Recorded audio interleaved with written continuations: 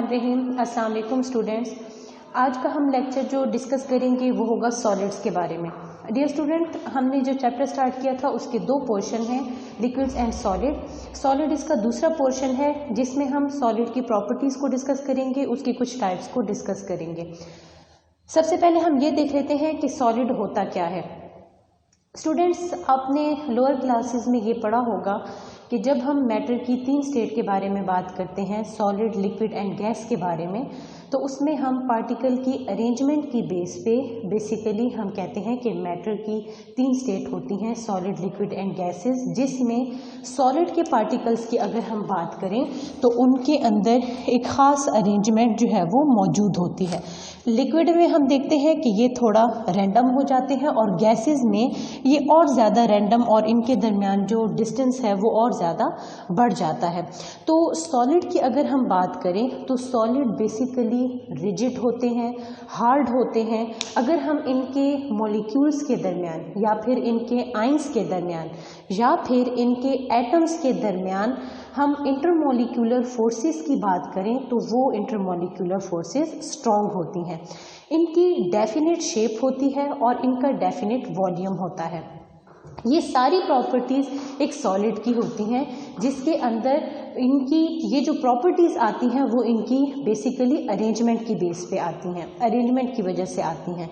अब पार्टिकल्स की जो अरेंजमेंट है कि किस तरह से इनके किसी भी सॉलिड के मॉलिक्यूल्स, किसी भी सॉलिड के आयंस हो गए या फिर उसके एटम्स हो गए, वो किस तरह से अरेंज हैं एक दूसरे के साथ, इस अरेंजमेंट की बेस पे हम सॉलिड को दो डिफरेंट टाइप्स में डिवाइड करते हैं। जो दो डिफरेंट टाइप्स हम बनाते हैं सॉलिड की, उसमें एक होता है क्रिस्टलाइन और एक होता है अमorphous सॉलिड। अब क्रिस्टलाइन एंड अमorphous सॉलिड की अगर हम बात करें तो ये दोनों सॉलिड्स, इनकी डेफिनेट शेप एंड वॉल्यूम तो होगा, लेकिन जो अरेंजमेंट होगी वो थोड़ी सी दोनों में डिफरेंट होगी। सबसे पहले हम बात कर लेते हैं क्रिस्टलाइन के बारे में। जो क्रिस्टलाइन सॉलिड हैं उनके अंदर जो पार्टिकल्स हैं, जो मॉलिक्यूल्स, एटम्स या फिर आयंस हैं, उनकी अरेंजमेंट रेगुलर होती है। आप कह सकते हैं कि क्रिस्टलाइन जो है वो क्या करते हैं, वो रेगुलर अरेंजमेंट शो करते हैं। अब रेगुलर जो अरेंजमेंट है वो किस तरह से होती है कि फॉर एग्जांपल आपके पास, अगर हम कह लेते हैं कि हमारे पास एक सॉलिड है और उसके अंदर जो पार्टिकल्स हैं वो हैं ए बी सी। अब इनकी जो तरतीब होगी वो एक सीक्वेंस में होगी, पहले ए पार्टिकल, फिर बी होगा, फिर सी होगा, फिर ए होगा, फिर बी होगा और फिर जो है वो सी होगा। मतलब कि एक सीक्वेंस में होगा, एक रेगुलर ज्योमेट्री इनकी होगी, 3 डायमेंशनल ज्योमेट्री जो है वो इनकी एग्जिस्ट करेगी, एक पैटर्न होगा, इनका ऑर्डर होगा। इसके अंदर जो हम एग्जाम्पल देते हैं वो कौन सी होती है, रेगुलर जो अरेंजमेंट शो करते हैं, जो क्रिस्टलाइन सॉलिड होते हैं।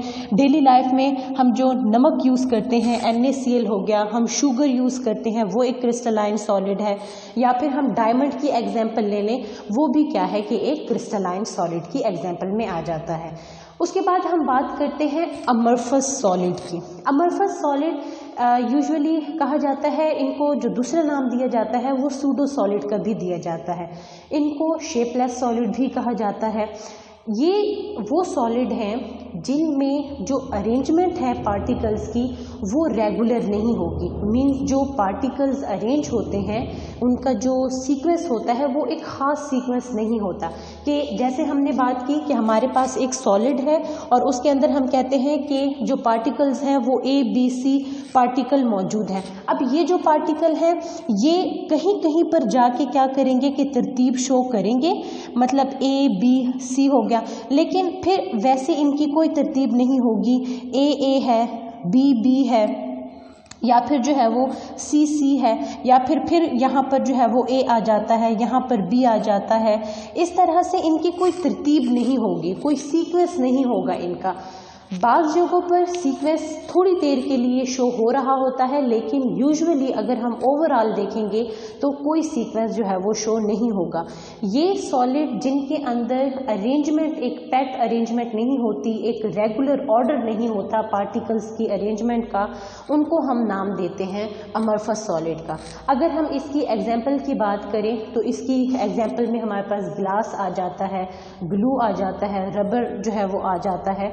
ये सारे अमरफस सॉलिड जो है वो कहलाते हैं। इन अमरफस सॉलिड की कुछ प्रॉपर्टीज़ हैं, ये कुछ प्रॉपर्टीज़ शो करते हैं। वो कौन कौन सी प्रॉपर्टीज़ हैं? सबसे पहले तो इनका स्ट्रक्चर जो है वो रैंडम स्ट्रक्चर होगा। रैंडम स्ट्रक्चर से मुराद ये है कि चूंकि पार्टिकल की अरेंजमेंट एक तरतीब में नहीं है, मतलब जो अरेंजमेंट है वो रेगुलर नहीं है, इर्रेगुलर है, इस वजह से जब हम उसका स्ट्रक्चर देखते हैं तो वो सॉलिड फॉर्म में तो होता है, लेकिन वहाँ पर एक ख़ास डेफिनेट शेप जो है वो अपीयर नहीं हो रही होती। उसके बाद short range order like liquid. Short range of order से मुराद ये है, जैसे अभी मैंने आपको बताया है कि अमरफस सॉलिड की अगर हम बात करें तो ओवरऑल जो अरेंजमेंट होती है पार्टिकल्स की वो इर्रेगुलर होती है, कोई एक तरतीब नहीं हमें नज़र आ रही होती है, लेकिन बाज़ जगहों पर कुछ पॉइंट्स पे उनके मॉलिक्यूल्स रेगुलर भी अरेंज होते हैं। मीन्स के हमारे पास कोई भी सॉलिड है, उस सॉलिड के अंदर कुछ कुछ जगहों पर ये होगा कि पार्टिकल एक तरतीब में अरेंज होंगे, फिर रैंडम अरेंजमेंट हो जाएगी, फिर कुछ जगहों पर एक पैचेस पे क्या होगा, एक पैच पे जाके अरेंजमेंट फिर जो है वो ठीक हो जाएगी, फिर रैंडमली अरेंज होना शुरू हो जाएंगे। तो इस तरह से शॉर्ट रेंज ऑर्डर जो है वो इसके अंदर एग्जिस्ट करता है। उसके बाद ये don't possess repetitive structure. Repetitive structure से मुराद ये है कि अगर हम क्रिस्टलाइन सॉलिड की बात करें, जैसे कि हमने एग्जाम्पल जो है वो देखी है कि सोडियम क्लोराइड NaCl एक क्रिस्टलाइन सॉलिड है। अब इनके अंदर यूनिट्स मौजूद होते हैं, सेल यूनिट मौजूद होते हैं, और वही यूनिट रिपीट हो रहे होते हैं, वही यूनिट आपस में अरेंज होते हैं और वो एक क्रिस्टलाइन सॉलिड की फॉर्मेशन करते हैं। लेकिन अमरफस सॉलिड में चूंकि अरेंजमेंट है ही नहीं, इस वजह से कोई एक ख़ास यूनिट, एक ख़ास स्मॉल यूनिट रिपीट नहीं हो रहा होता, बल्कि रैंडमली ही पार्टिकल्स क्या होते हैं कि अरेंज होते हैं। उसके बाद जो नेक्स्ट वन इसकी है प्रॉपर्टी है वो है may have hardness and elasticity. अगर हम इसकी इलास्टिसिटी की बात करें, इसके अंदर लचक भी जो है वो थोड़ी बहुत मौजूद होती है। हार्डनेस की इसकी हम बात करें तो रिजिडिटी भी, चूंकि है तो सॉलिड ही, तो रिजिडिटी भी इसके अंदर मौजूद होती है, लेकिन क्रिस्टलाइन सॉलिड की तरह रिजिड जो है वो ये नहीं होते। Don't possess sharp melting point, बल्कि इनके रेंज में होते हैं, मेल्टिंग पॉइंट जो है वो इनके रेंजेस में होते हैं, शार्प मेल्टिंग पॉइंट इनके नहीं होते। मीन्स कि एक फिक्स वैल्यू नहीं है इनके मेल्ट होने की, कि सॉलिड है उसको आपने क्या किया है कि टेम्परेचर प्रोवाइड किया है और उससे वो मेल्ट हुआ है, लिक्विड स्टेट में अपनी में आया है, तो ये नहीं होगा कि एक ख़ास पॉइंट पे आके ये मेल्टिंग स्टार्ट करेंगे, क्योंकि अरेंजमेंट जो है वो इनके अंदर एक सीक्वेंस से नहीं है। इस वजह से इनकी मेल्टिंग पॉइंट भी क्या है कि एक शार्प मेल्टिंग पॉइंट ये शो नहीं करते, बल्कि वो रेंजेस में आते हैं, टेम्परेचर की रेंज में होते हैं, और इसी प्रॉपर्टी की वजह से इनको हम मोल्ड भी कर सकते हैं। जैसे कि प्लास्टिक की मैंने आपको एग्जांपल दी है कि प्लास्टिक एक अमरफस सॉलिड है, तो जब हम प्लास्टिक को हीट करते हैं तो हम उसको मोल्ड कर सकते हैं, उसकी शेप जो है वो क्या कर सकते हैं कि चेंज कर सकते हैं, क्योंकि ये रेंज ऑफ मेल्टिंग पॉइंट जो है वो शो कर रहे होते हैं। उसके बाद जो है वो आ जाता है indefinite heat of fusion. Heat of fusion indefinite होने से मुराद भी यही है कि इनका कोई ख़ास जो है वो हीट, हम अगर एक टेम्परेचर हम इसे प्रोवाइड कर रहे हैं तो एक ख़ास पॉइंट पे ये जो है वो फ्यूज़ नहीं होंगे, मतलब मेल्ट नहीं हो जाएंगे, बल्कि रेंज ऑफ टेम्परेचर जो है वो होगा। कोई डेफिनेट पॉइंट पे हम नहीं कह सकते कि इस डेफिनेट पॉइंट पे आके ही ये क्या है कि मेल्ट हो जाएंगे, बल्कि इनडेफिनेट इनकी फ्यूजन की हीट होती है कि हम इसे फ्यूज़ करने के लिए, अगर इनकी फ्यूजन करने के लिए हम अगर इसे टेम्परेचर दे रहे हैं तो वो भी रेंज इन टेम्परेचर जो है वो होता है। इसके बाद हम बात कर लेते हैं दो टर्मिनोलॉजीज़ की जो कि आपकी बुक में मेंशन है, एक है क्रिस्टलाइट और एक है सुपर कूल्ड लिक्विड। अब क्रिस्टलाइट जो है वो क्या है? क्रिस्टलाइट की अगर हम बात करें तो क्रिस्टलाइट बेसिकली अमरफस सॉलिड के अंदर ही जो है वो इस टर्म को यूज़ किया जाता है। अमorphous सॉलिड में जैसे पहले मैंने मेंशन किया कि अरेंजमेंट रेगुलर नहीं है, लेकिन कुछ खास पैचेस में क्या होगा कि अरेंजमेंट रेगुलर हो जाएगी। मींस मॉलिक्यूल क्या है कि तरतीब से आ जाएंगे। जैसे अगर हम देखें तो यहाँ पर कोई जो है वो अरेंजमेंट नहीं है, वैसे ही मॉलिक्यूल्स जो हैं वो आए हुए हैं। लेकिन अगर हम बात करें इस पैच की तो यहाँ पर एक ख़ास तरतीब जो है वो आ जाएगी ABC। फिर उसके बाद फिर से मॉलिक्यूल जो है वो रैंडमली अरेंज होना शुरू हो जाएंगे। फिर अगर हम देखें तो कहीं और किसी और जगह पर जो है वो एक ख़ास तरतीब आ जाएगी। तो वो जो ख़ास तरतीब एक पॉइंट जो है वो आएगा उस पूरे सॉलिड के अंदर जहाँ पर रेगुलर अरेंजमेंट शो हो रही होगी।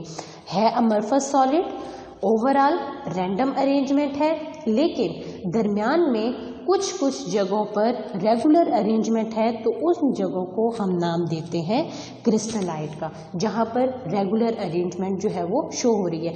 एग्जाम्पल मैं आपको इस तरह से दे देती हूँ कि आपकी क्लास में जो है वो चेयर्स पड़ी हैं।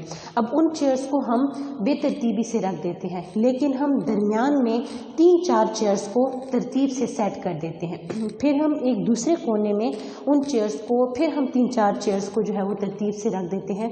बाकी चेयर्स को हम रैंडमली ऐसे ही जो है वो रख देते हैं, कोई जो है वो उनकी अरेंजमेंट नहीं होगी। तो वो चेयर्स जहाँ पर वो तरतीब से 3-4 चेयर्स पड़ी हुई हैं, उस जगह को हम किसका नाम देंगे? क्रिस्टलाइट का जो है वो नाम देंगे। उसके बाद जो है वो आ जाता है super cooled liquid. Super cooled liquid क्या होता है? जब हम क्रिस्टलाइन सॉलिड को हीट देते हैं, अब अगर हम उसे हीट करेंगे, क्रिस्टलाइन सॉलिड है क्या? क्रिस्टलाइन सॉलिड है जिसके अंदर पार्टिकल्स की अरेंजमेंट रेगुलर है। एक मखसूस तरतीब से पार्टिकल क्या है कि अरेंज हुए पड़े हैं। हमने उसको हीट किया, हीट करने से वो मेल्ट होके वो कौन सी जो है वो फॉर्म में कन्वर्ट होगा? लिक्विड फॉर्म में कन्वर्ट होगा। अब लिक्विड फॉर्म में पार्टिकल्स की जो अरेंजमेंट है वो रैंडम होती है, तो उनकी अरेंजमेंट भी क्या हो गई? रैंडम हो गई। अब जब हमने उसे हीट किया और हमने उसे लिक्विड में कन्वर्ट किया, अब हम अगर उसे रैपिडली कूल करते हैं, मीन्स कि हम उसे फ़ौरन से ठंडा कर देते हैं, फ़ौरन से हम उसका टेम्परेचर बहुत ज़्यादा कम कर देते हैं, कूल डाउन कर देते हैं उस लिक्विड फॉर्म को, तो क्या होगा कि मॉलिक्यूल्स को या फिर वो जो पार्टिकल्स हैं उन्हें इतना टाइम नहीं मिलेगा कि वो उसी तरह से अरेंज हो जाएं जिस तरह से वो अपनी क्रिस्टलाइन फॉर्म में अरेंज थे। तो इस फॉर्म फिनोमिना को या फिर जो हमारे पास जो सॉलिड दोबारा फिर हासिल होगा उसे हम नाम देंगे सुपर कूल्ड लिक्विड का। क्या हुआ कि क्रिस्टलाइन सॉलिड है, क्रिस्टलाइन सॉलिड को हमने हीट किया, वो कन्वर्ट हुआ वो मेल्ट हुआ और अपने लिक्विड फॉर्म में कन्वर्ट हुआ।